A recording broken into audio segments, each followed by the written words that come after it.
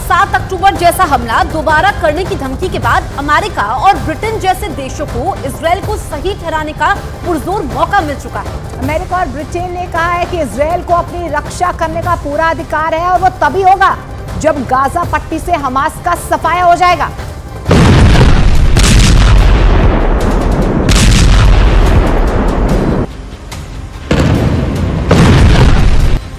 America में Republican party के राष्ट्रपति पद की उम्मीदवार बनने की रेस में शामिल निक्की हेली ने कहा, आतंकी खुद बता रहे हैं कि वो क्या हैं और क्या करना चाहते हैं। इसी वजह से जंग में तब तक सीजफायर नहीं हो सकता जब तक हमास का खात्मा न हो जाए। ब्रिटेन के विदेश मंत्री ने रिपोस्ट किया, जब हमास इजराइल को मिटाने में लगा हुआ है तो शांति कैसे हो सकती है। हमास के अधिकारी 7 अक्टूबर जैसा हमला दोबारा करने की बात कर रहे हैं।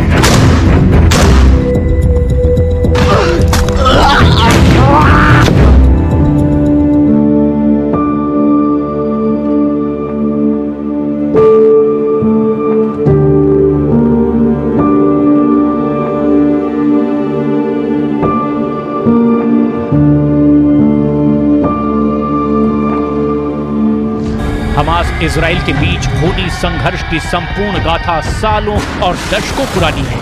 इजराइल अरब देशों के बीच बसा वो देश है जो यहूदी बहुल है। इजराइल दुनिया में यहूदियों का एकमात्र देश है, लेकिन इजराइल की स्थापना के साथ ही अब तक किसी भी अरब देश ने इजराइल को बतौर देश मान्यता नहीं दी। अरब देश हमास के साथ खुलकर खड़े हैं और इजराइल हमास को आतंकी संगठन करार देते हुए उसे मिटा देने पर तुला है। हमास खुद को इजराइल के खिलाफ अरब देशों का अलमबरदार मानता है।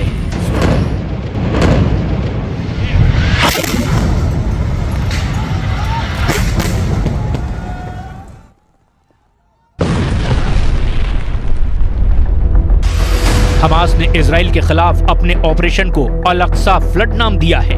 इजरायली पुलिस ने अप्रैल 2023 में अल-अक्सा मस्जिद में ग्रेनेड फेंके थे। अल-अक्सा मस्जिद की देखरेख की जिम्मेदारी जॉर्डन के पास है। इस मस्जिद को मुसलमानों का तीसरा सबसे पवित्र स्थल माना जाता है। इजराइल पर हमले की शुरुआत के वक्त हमास के सैन्य कमांडर मोहम्मद दईफ ने जो कहा था उसे फिर से जरूर सुनना और समझना चाहिए। 7 अक्टूबर का हमला यरूशलेम में अल-अक्सा मस्जिद को इजराइल की तरफ से अपवित्र करने का बदला है। ये कार्रवाई उन अरब देशों को हमारा जवाब है जो इजराइल के साथ करीबी बढ़ा रहे हैं। हमास का इजराइल पर 7 अक्टूबर का हमला भी इससे जोड़कर देखा जा रहा है कि इजराइल और सऊदी अरब के बीच दोस्ती होती है।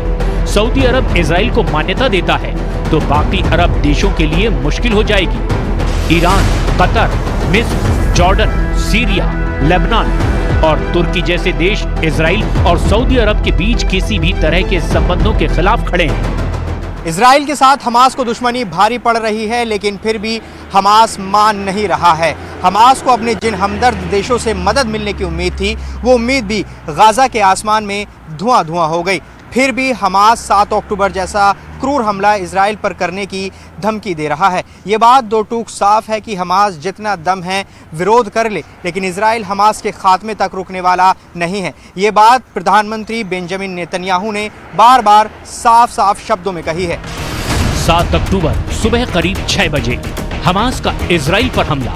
हमास के करीब 2500 लड़ाके सीमा पर लगे तारों को तोड़कर इजराइल में दाखिल हुए और आम नागरिकों पर गोलीबारी शुरू कर दी।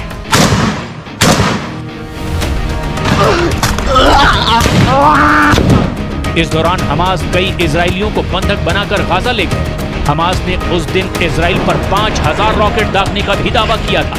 हमले के कुछ ही देर बाद इजरायली सेना ने जवाबी कार्रवाई शुरू कर दी।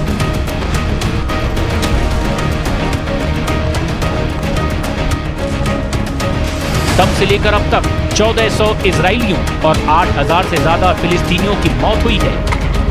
हमास के किसी भी दावे में कोई दम नहीं है जब तक अमेरिका और पश्चिमी देश इजराइल के साथ खड़े हैं। इजराइल की ताकत का असर देखिए कि वो यूएन के महासचिव से भी इस्तीफे की मांग करता है।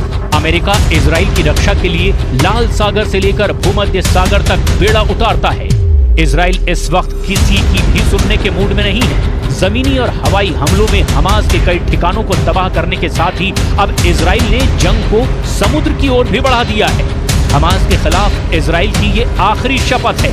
कि जब तक हमास रहेगा इजराइल के अस्तित्व की चुनौती बनी रहेगी। सवाल है, अब जब हमास और इजराइल दोनों ही तरफ से बम और बारूद से नीचे कोई बात ही नहीं हो रही, तो यही तय दिख रहा है कि हमास जब तक इजराइल पर हमले करेगा तो उसका अंजाम युद्ध होगा। मतलब इजराइल युद्ध अभी और भीषण होगा, अभी और भयंकर होगा।